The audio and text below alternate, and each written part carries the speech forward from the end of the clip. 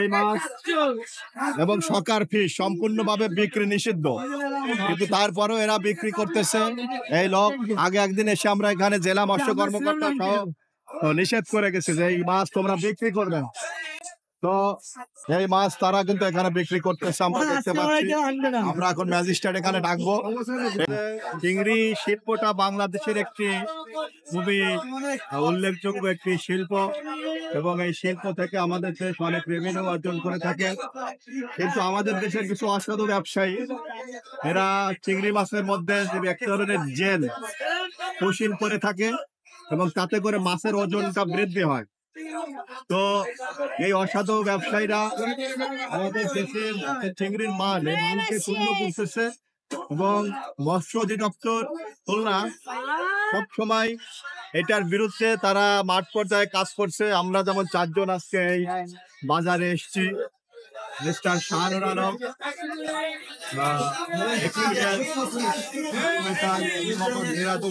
শুক্লা রানী মন্ডল এবং ফুলের রানী, আমরা 4 জন খুলনা শহরের প্রত্যেকটি মাছ বাজার এবং মাছের আড়ত গুলো আমরা সবসময় পর্যবেক্ষণ করে থাকি এবং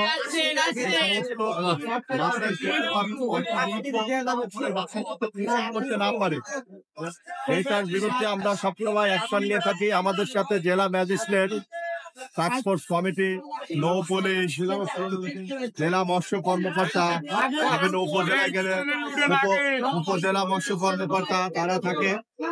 তো আজকে আমরা 4 জন এসেছি sustainable coastal and marine fisheries প্রজেক্টের পক্ষ থেকে আজকে বাজার জরিপ করার জন্য এবং সমুদ্র থেকে যে মাছগুলো আহরণ করে বোট এখানে নিয়ে আসে এই বোটগুলোকেও আজকে আমরা তদারকি করতে এসেছি। তাদের কাগজপত্র, তাদেরকে আমরা যে ডিভাইস দিয়েছিলাম, যে ডিভাইস, তাদের রেজিস্ট্রেশন, এগুলো ঠিকঠাক আছে কিনা এবং তাদের লাইসেন্স, এছাড়াও তারা কি ধরনের মাছ এখানে এনেছে, সেই সমস্ত মাছের পরিমাণ কত, ওয়েট কত, আকার আকৃতি, বা ওই মাছের ভেতরেও কোনো অপদ্রব্য পুশিং করা হয়েছে কিনা, মাছের সাথে দেশ বিরোধী কোনো দ্রব্য এখানে আনা হয়েছে কিনা, এই সবকিছুই আমরা খুলনা সিটি কর্পোরেশনের যত মাছ বাজার আছে এবং যে আড়ত গুলো আছে আমরা পর্যবেক্ষণ করে থাকি। তো আপনি যেটা বললেন যে মাছের মধ্যে যে ক্ষতিকর জেলি পুশিং করা হয়, এটি আসলে খুবই ক্ষতিকর। আমরা প্রায় ওখানে পয়েন্ট ওখানে আমরা চেক করে থাকি এবং বেশ কয়েক টন আমরা এই পর্যন্ত ধরেছি। এখন আমরা ভাগ করে থাকি। এই মাঝে যেমন ইলিশ বন্ধের একটি অভিযান গেল, তখন আমরা মা ইলিশ অভিযানে কিন্তু এই নদীতে নদীতে বোট নিয়ে ঘুরেছি, বাজারে বাজারে ঘুরেছি, আড়তে ঘুরেছি। ওই মৌসুমে মা ইলিশ যাতে বিক্রি না করে এবং মৌসুমী সবসময় তদারকি করে থাকে এই বিষয়গুলা।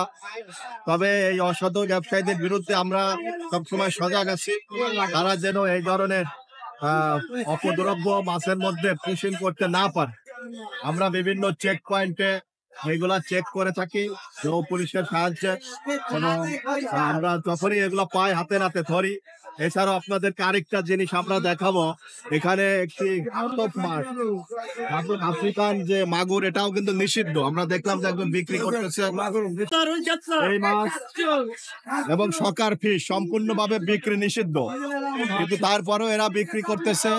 এই লোক আগে একদিন এসে আমরা এখানে জেলা মৎস্য কর্মকর্তা সহ নিষেধ করে গেছে যে এই মাছ তোমরা বিক্রি করবে। তো এই মাছ তারা কিন্তু এখানে বিক্রি করতেছে, আমরা দেখতে পাচ্ছি। আমরা এখন ম্যাজিস্ট্রেট এখানে ডাকবো, ডেকে এই মাছ সব নিয়ে আমরা এতিমখানায় দিয়ে দেব। আপনারা দেখেন এই মাছ সম্পূর্ণভাবে নিষিদ্ধ। এই মাছ বাংলাদেশে বিক্রি করা যাবে না এবং সকার ফিশ, সকার ফিশও বিক্রি করা যাবে না, এটাও বিক্রি করা যাবে না। তোমার ব্যাপারে আপনাদের সজাগ থাকতে হবে। এই মাছ ক্রয় বিক্রয় নিষিদ্ধ এবং আপনার এগেনস্টে আমরা আইনগত ব্যবস্থা নিতে পারবো। তো সবাইকে ধন্যবাদ এবং বাংলাদেশের মৎস্য খাত যেন আরো গতিময় হয় এবং বাংলাদেশের যে সুনাম আছে বিশ্বজুড়ে মৎস্য খাতে, বিশেষ করে আমাদের খুলনার গলদা চিংড়ি, আমাদের বেনামি নতুন একটি চিংড়ি আমাদের বের হয়েছে, বেনামি চিংড়ি, এটাকে মৎস্য দপ্তর কাজ করতেছে। আমাদের ক্লাস্টার প্রজেক্টের মাধ্যমে নতুন নতুন উপজেলা পর্যায়ে মাছ তৈরি হচ্ছে এবং সবাইকে ধন্যবাদ।